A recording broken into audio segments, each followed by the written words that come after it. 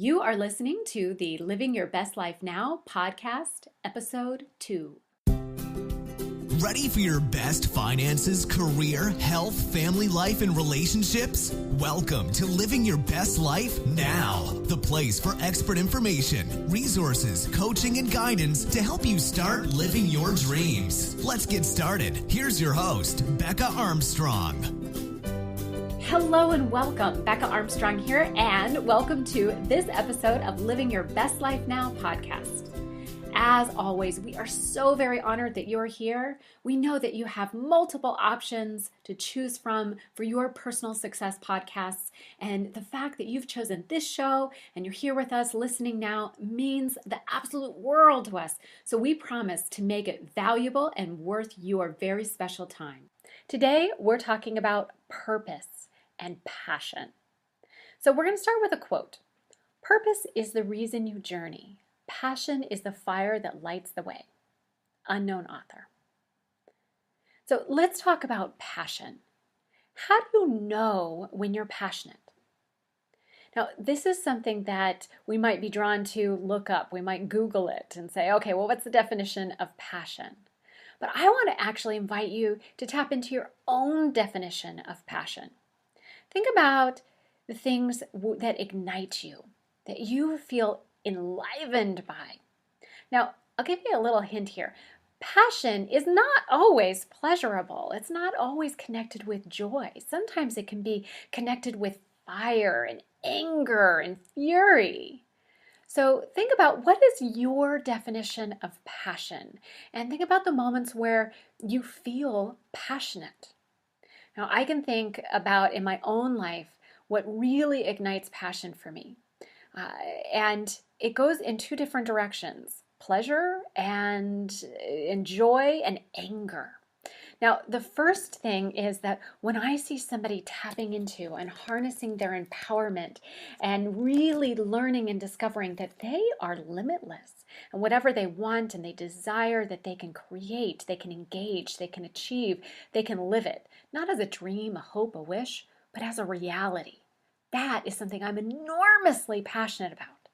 Now, in the same vein, if I am connecting with someone and they have a victim hat on and they feel like life is happening to them and they're not in control and they don't get to choose, or they feel like what they desire is locked up as a hope or a wish, but not something that could be their reality. They feel totally disempowered. They feel stuck. They feel hopeless. They feel like they're going under and they can't get out of it. That ignites me. It ignites me in a way that is like just like a fight. Like if I had a sword, I'd wield it and I'd say, no, that's not who you are. It's not how you're designed to be.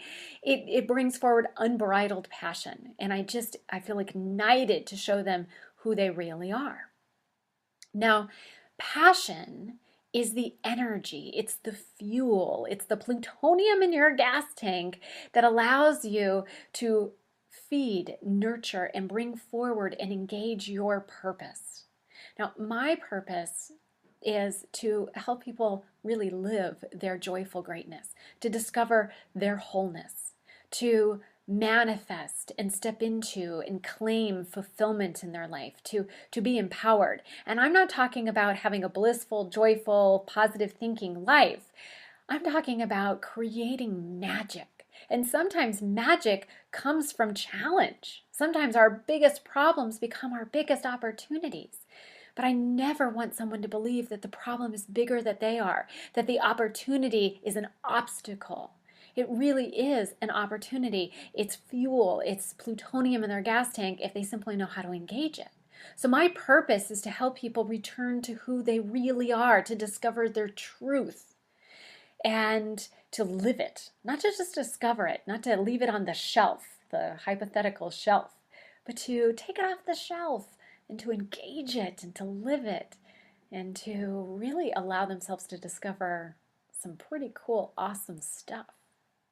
So my passion fuels my purpose, helping you create and live your best life now. Not your average life, not your normal life, not a life that's okay, but your best life. Because you can. And if you're not, I don't really get that. So it's just an example. I'm sharing some of my passions and my purpose. But I want to pause here. And I want to invite you, even if you need to pause the recording or the playback for this podcast, go ahead and do so and ask yourself, okay, what am I really passionate about? Just, in the next 2 minutes, what am I really passionate about? Take out a pen and paper, write a bunch of things down. They may be clear to you, they may be a little foggy. I actually have a really cool resource and exercise that I'm going to share with you in just a few minutes that's going to help you get super clear. And over the next week, boy, oh boy, you're going to be totally dialed into not only what you're passionate about, but I'm going to help you discover your purpose too.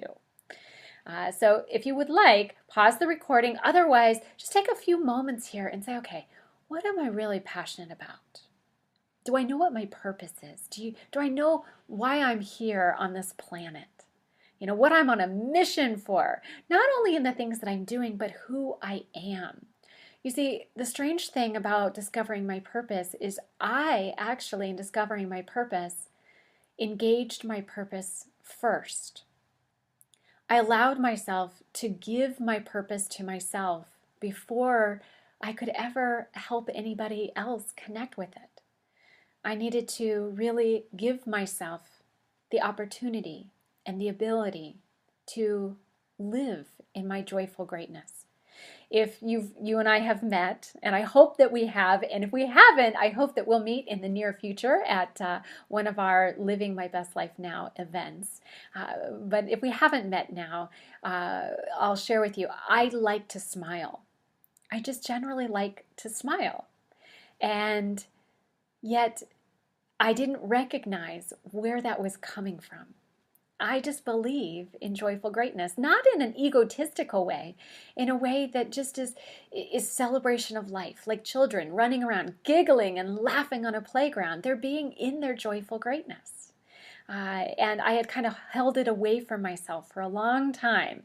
And when I learned to connect with it and embrace it and to claim it, my entire world changed. I went from polarization, and we're going to talk about that in just a few moments, but kind of the being disconnected or separated from my truth to being connected in a whole way.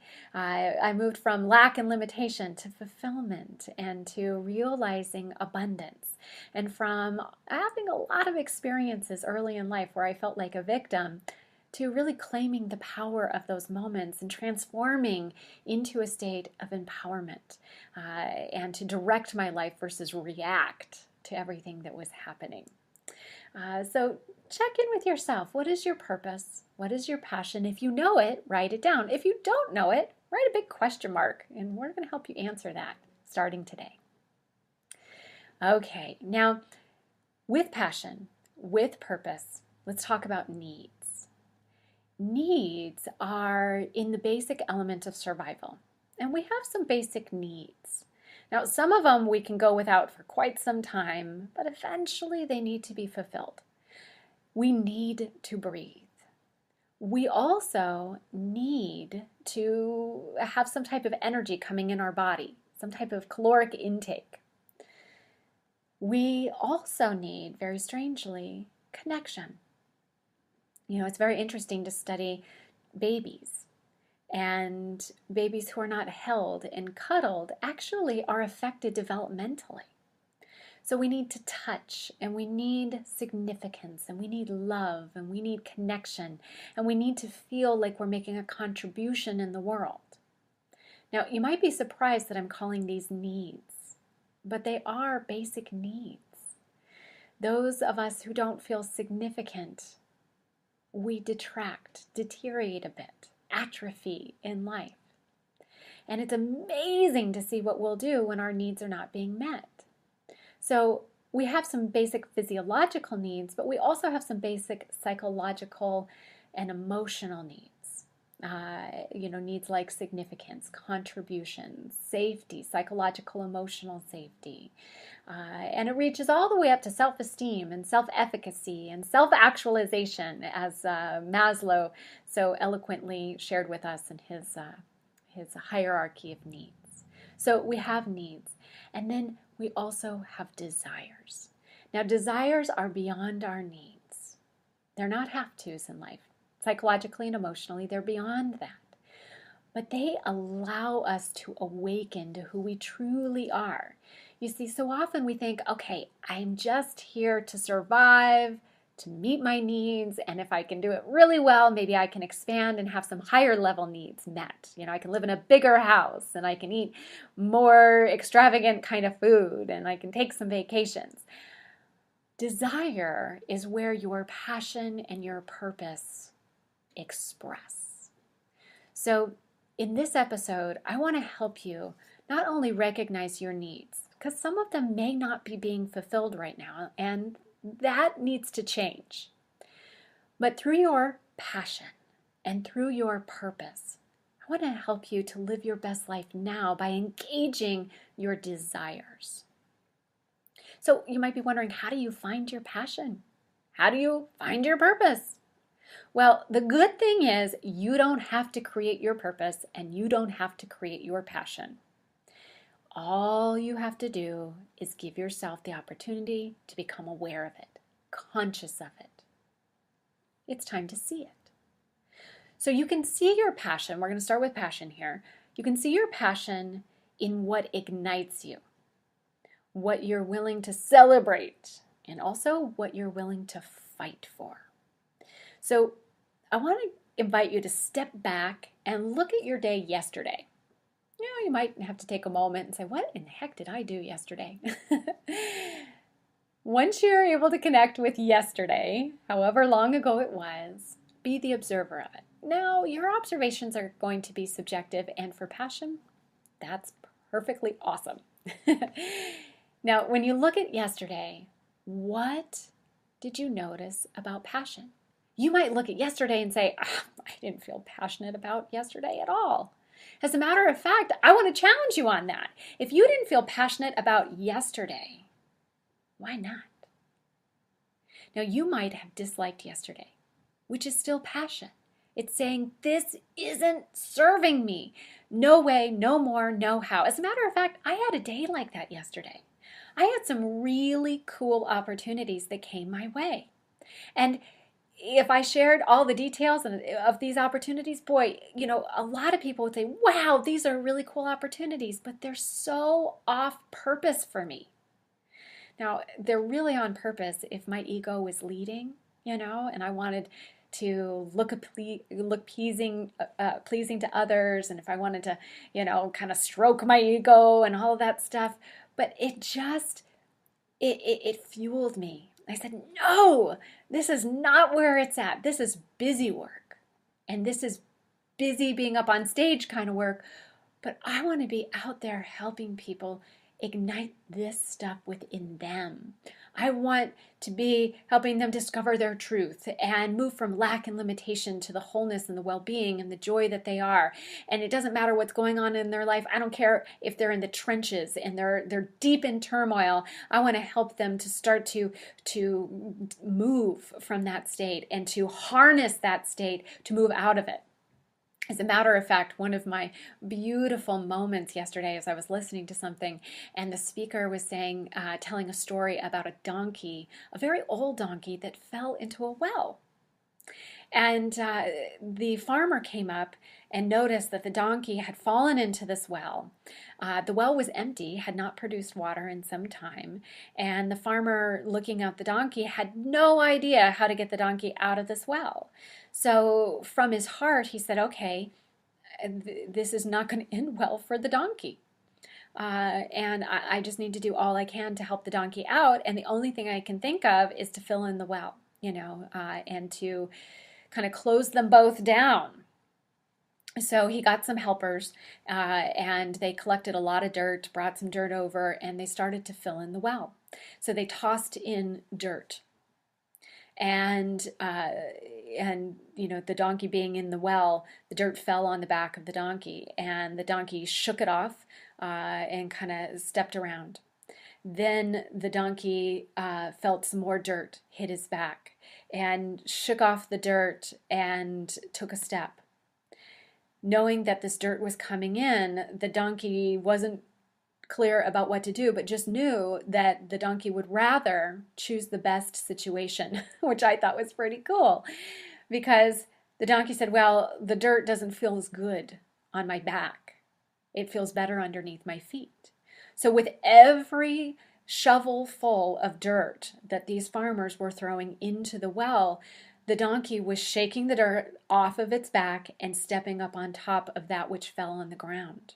And this went on for a very long period of time. And soon the donkey was within reach of being able to climb out of the well. Because the dirt that was meant to close down, shut down the livelihood and the life of this donkey was actually the same dirt that lifted the donkey up and caused the donkey the opportunity to step back into life. Now we get dirt thrown on our back. So that's just an example of passion, because the donkey was passionate about life and said, you know what, in life, what feels better is for the dirt to be under my feet rather than on top of my back. And if the dirt is coming in and I have a choice, what feels best to me? On my back? No. Under my feet? Yes. And it's the dirt that was meant for the donkey's harm that caused the donkey's abundance and fulfillment and ignited the donkey back in life. So no matter what's going on in your life, look at yesterday and say, okay, what was going on? Did I allow the dirt to fall on my back, or did I step up on top of it? And am I okay with it? Do I feel blissful about the dirt on my back? Do I feel blissful about the dirt underneath my feet? Or do I feel ignited that I allowed the dirt to be on my back? Or do I feel ignited because I claimed the dirt and called it and moved it under my feet? So just notice whatever happened yesterday, where's your passion? Even if it was turned off, why was it turned off? What were you stepping outside of in your day yesterday? Stepping back from, separating yourself from. And please, never look at these questions through criticism or judgment. Look at them through your heart. Look at them as though this is information to you, from you. When you ask these questions of yourself, listen with your open heart and receive the answer, receive the guidance. So as you become aware of yesterday, notice where you felt joy. Notice where you felt anger. Notice where you felt like you were engaging your best self. Notice where you felt disconnected. And again, from a place of absence of judgment, just become aware. Now, in my office, if you and I were sitting here together, I'd show you a rubber band that I have in my desk. And on this rubber band, it's a thick rubber band.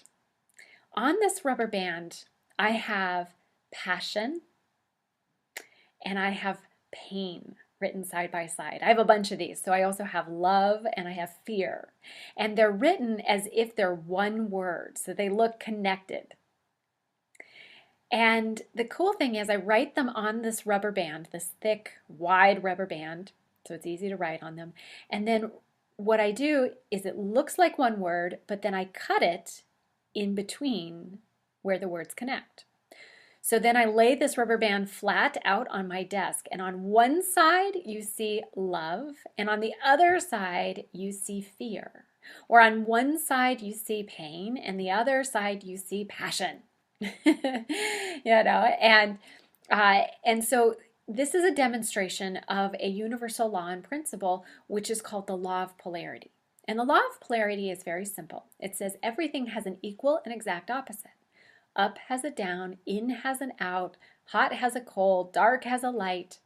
And most of us, if we're engaged in one of the opposites that don't feel good, we try to get away from it instead of harnessing it. You see, the donkey couldn't get away from the dirt. The dirt was falling on its back. But the back of the donkey and the feet of the donkey were equally present. And the donkey shook off the dirt from its back and claimed it underneath his feet. Now, when you are in journey to love, you may go through the door of fear. When you're in journey to your passion and to reconnect with your passion, you may go through the door of pain or extreme discomfort. It is not a setback, it is a setup. And the setup is it's through the doorway that's being presented right there and how you observe it that allows you to harness the opportunity and to ignite the magic that will bring you your best outcome. Now, what does that really mean? You don't have to get away from anger to get into joy. It's the fact that something ignites in you and you feel passion with something that will lead you, and it's the direct shortcut and pathway to joy. You see, it's the same point on this rubber band. It's simply a different expression. It's a different expression. And sometimes it's the expression or the doorway that we can connect with and give ourselves permission to first walk through. But I guarantee when you walk through anything that you have fear of, the fear leaves you. I love this quote by Joseph Campbell that says, "The cave you fear to enter holds the treasure you seek." You see, so often we're trying to find the treasure outside of the cave. The cave is not dangerous for you. It's an unknown zone. It takes you out of what you know, and it takes you into a place of uncertainty. So when you're looking for your passion, you don't have to look any place else than where you are right now. And the presence of your passion or the absence of it will give you indication as to what it is. So take a moment and say, okay, what upsets me? And what really brings me overwhelming joy? Notice that they are, in some way, equal opposites of each other. And that which you are wanting to avoid is the fastest path to that which you are wanting to connect with, which is so fantastic. It's like if we want to get in shape and we want to avoid the sore muscles, it's the sore muscles that give us the fastest path to getting in shape sometimes. And I know that you might be a fitness trainer and you might say, no, that's not the case. You don't need to have sore muscles to get into shape. And that's all well and good. It's just a simple example of polarity. And sometimes our polarity can come with extremes. So as a gift to you, if your life is pure misery right now, I want to support you in going into the misery and actually reducing it. By addressing that which is miserable, you are basically reclaiming the power from it. You're saying, you know what? If you had more power than me, I would avoid you. But because I know that I am a limitless, empowered being and there is nothing more powerful than me, I'm going to face you. And in facing you, I reclaim that power that I gave you over me. And when I reclaim my power, there is no thing and no influence that you can sustain over my life. And you get to be reintroduced to your passion. So here is an assignment, if you will, an exercise, an opportunity, if you choose to engage it. I invite you to go on a passion quest for the next week. My good friend Marcia Wieder, who is a coach, shared this with me, taught me, and trained me in passion quests. Now, all you need to do is grab a piece of paper and fold it up and keep it in your pocket with a pen, or just have them handy and close by. And as you go through your day, write down all of the things that you feel passionate about, the things that you feel joyous and the things that you feel angry about. Look on your bookshelves, look in your checkbook, look in your calendar and see what is it that I'm giving the majority of my energy, attention, and actions to? What books am I buying? What things am I spending my money on?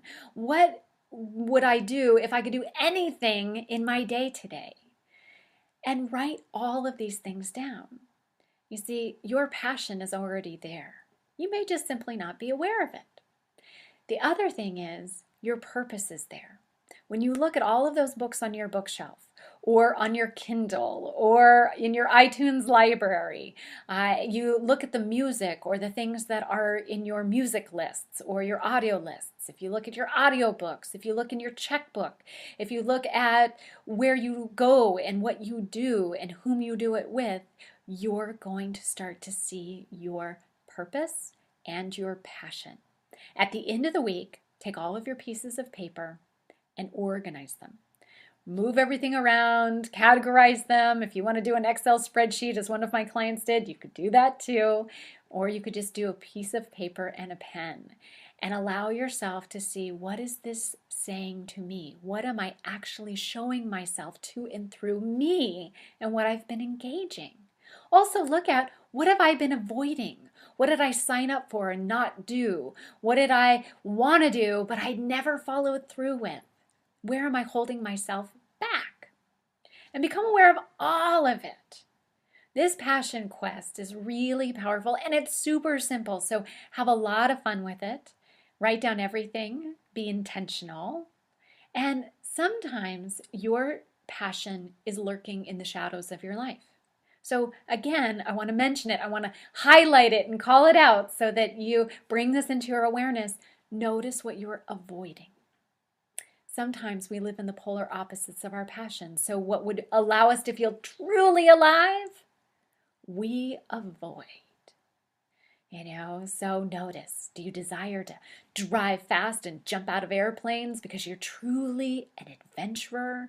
You believe in going beyond the limits, outside of the box, but every day you live in the center of the box? And while you are on your passion quest and your purpose quest, allow yourself to be totally free from judgment. No criticism. Again, send your judge and your critic on vacation.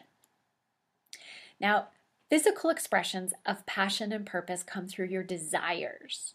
Desires are motivated by feeling, and they're inward elements of you, inward passion and purpose that are expressing outward.